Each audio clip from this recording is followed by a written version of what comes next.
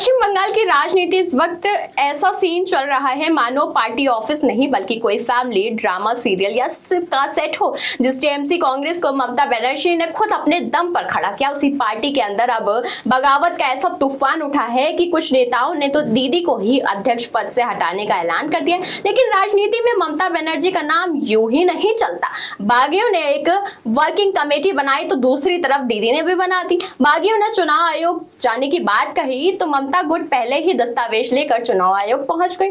अब सवाल यह है कि आखिर टीएमसी में युद्ध ग्रह क्यों शुरू हुआ, कौन है ये बागी और क्या सचमुच दीदी की कुर्सी खतरे में है या फिर ये बंगाल की राजनीति का एक और नया खेला है। आइए जानते हैं हमारे इस खास रिपोर्ट में। नमस्कार, आप देख रहे हैं जन एक्सप्रेस, मैं हूं आपके साथ अनुश्री तिवारी। टीएमसी में उस वक्त राजनीतिक भूचाल आ गया जब पार्टी के असंतुष्ट नेताओं ने एक विशेष बैठक बुलाकर ममता बनर्जी को ही अध्यक्ष पद से हटाने का दावा कर दिया। बैठक में विधायक अरूप रॉय को नया अध्यक्ष बनाया गया। वहीं पूर्व मंत्री फरहाद हकीम और अपूर्व विश्वास समेत कई नेताओं को नई जिम्मेदारी सौंपी गई। बागी गुट का नेतृत्व पूर्व सांसद रीता बत्रा बनर्जी कह रही हैं कि उनका दावा है कि पूरी प्रक्रिया पार्टी के संविधान के मुताबिक हुई है और इसकी जानकारी चुनाव आयोग को भेजी जाएगी। लेकिन बंगाल की राजनीति में अगर कोई रिजल्ट स्विंग करना जानता है तो वो है ममता बनर्जी। बागियों ने ऐलान किया तो कुछ घंटों बाद ही ममता गुट ने अपनी वर्किंग कमेटी की सूचना जारी कर दी और सीधे चुनाव आयोग का दरवाजा खटखटाया। इस सूची में ममता बनर्जी को पार्टी अध्यक्ष, अभिषेक बनर्जी को राष्ट्रीय महासचिव और सुब्रता बख्शी को उपाध्यक्ष और डेरेक ओब्राय को संयुक्त सचिव बनाया गया। यानी संदेश साफ था, कुर्सी अभी भी दीदी की है और पार्टी का नियंत्रण भी। अब सवाल ये उठता है कि आखिर ये बगावत हुई क्यों।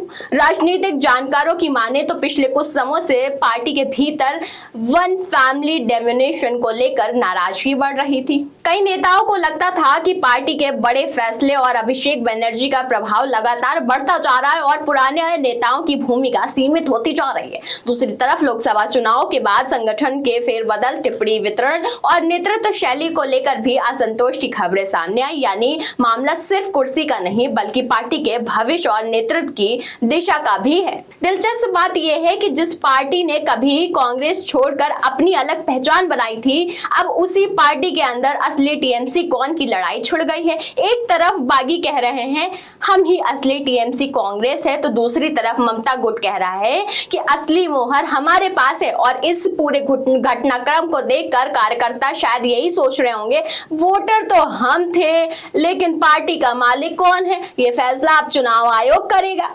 राजनीतिक इतिहास बताता है कि जब किसी क्षेत्र, दल या नेतृत्व को लेकर संघर्ष बढ़ता है तो मामला सिर्फ संगठन तक सीमित नहीं रहता। चाहे मामला कभी समाजवादी पार्टी के में मुलायम सिंह और अखिलेश विवाद का हो या फिर शिवसेना के उद्धव बनाम शिंदे संघर्ष का हो, तो फैसला चुनाव आयोग के अदालत तक ही पहुंचता है। अब टीएमसी की लड़ाई भी उसी रास्ते पर जाती दिखाई दे रही है। आज बंगाल की राजनीति में सबसे बड़ा सवाल ये है कि क्या ये नाराज नेताओं की बगावत भर है या फिर टीएमसी के भीतर शुरू हो चुका है सत्ता और उत्तराधिकारी का सबसे बड़ा संघर्ष। क्योंकि पहली बार ऐसा हुआ है कि ममता बनर्जी को चुनौती विपक्ष नहीं बल्कि उनके ही पार्टी के नेताओं ने दी है। और बंगाल की राजनीति में जब पार्टी के अंदर ही खेला शुरू हो जाए तो मुकाबला और भी दिलचस्प हो जाता है।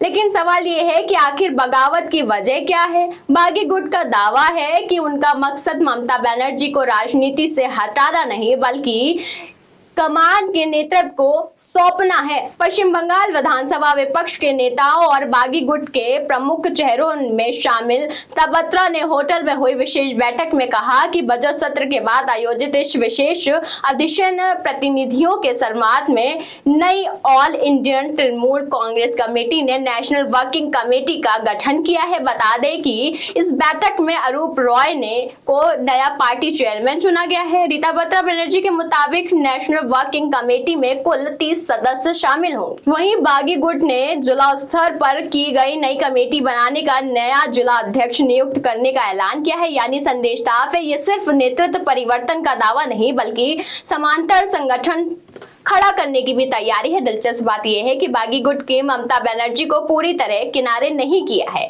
रीता बत्रा बनर्जी ने कहा कि उन्होंने ममता बनर्जी की भूमिका को लेकर अपना रुख पहले ही स्पष्ट किया था। उनके मुताबिक हम चाहते हैं कि दीदी पार्टी में मेंटोर बनी रहे, हमारा मार्गदर्शन करे, लेकिन संगठन की कमान नए नेतृत्व के हाथ में हो। यानी बागियों का संदेश ऐसा है कि दीदी आप पार्टी के संरक्षक बन जाए, लेकिन ड्राइविंग सीट अब किसी और को दे दी जाए।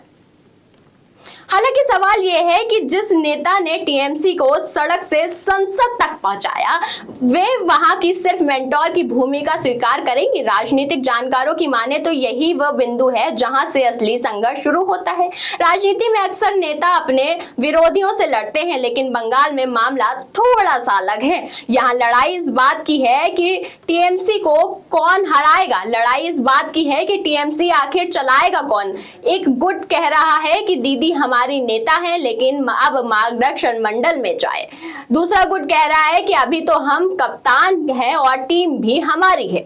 और इसी खींचातानी में बंगाल की सबसे ताकतवर पार्टी आज अपने अस्तित्व की सबसे बड़ी अंदरूनी परीक्षा से गुजर रही है। कभी खेला होवे का नारा विपक्ष के खिलाफ दिया जाता था, लेकिन अब हालात ऐसे हैं कि खेल विपक्ष से नहीं बल्कि पार्टी के भीतर शुरू हो गया है। एक तरफ दीदी का दावा है कि दूसरी तरफ बागियों का संविधान, एक तरफ चुनाव चिन्ह की लड़ाई है तो दूसरी तरफ संगठन पर कब्जे की जंग है। अब देखना यह होगा कि चुनाव आयोग किसे असली तृणमूल कांग्रेस मानता है, क्योंकि बंगाल की राजनीति में फिलहाल सबसे बड़ा सवाल यही है। वैसे इस पर आपकी क्या राय है, हमें कमेंट बॉक्स में जरूर बताइएगा। इस खबर में बस इतना ही। ऐसी तमाम खबरों के लिए देखते रहिए जनएक्स।